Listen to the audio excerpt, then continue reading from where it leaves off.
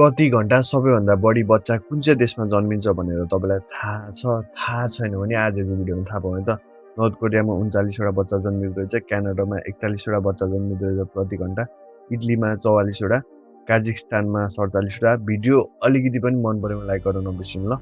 भेनेजुएलामा 49 वटा, बेनिनमा 55 वटा बच्चा जन्मिँदो रहेछ प्रति घण्टा, अर्जेन्टिनामा 58, अर्जेन्टिना अलि अगाडि रहेछ, साउदी अरेबिया झन् अगाडि रहेछ 65 वटा, थाइल्यान्डमा 67 वटा।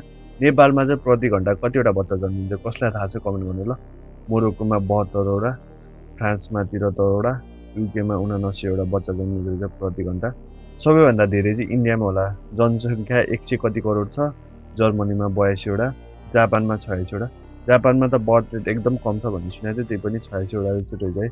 चाडमा 93 वटा, एलेन्जेरियामा 103 वटा बच्चा जन्मिँदो रहेछ प्रति घण्टा, युजेबेकिस्तानमा 108 वटा बच्चा जन्मिँदो रहेछ, क्यामेरोनमा 109 वटा। तपाईँको घरमा चाहिँ सानो बाबु नानी छ कि नै कमेन्ट गर्नु ल। इन्भोरिकोस्टमा 114 वटा, मादागास्कारमा 117 वटा बच्चा जन्मिँदो रहेछ प्रति घण्टा, टर्कीमा 122, नाइगरमा 125, इराकमा 132। यो भिडियो अलिकति लामो होला जस्तो लाग्यो, मन परेमा पार्ट 2 भनेर लेख्नु, यसको अर्को पार्ट पनि आउँछ ल।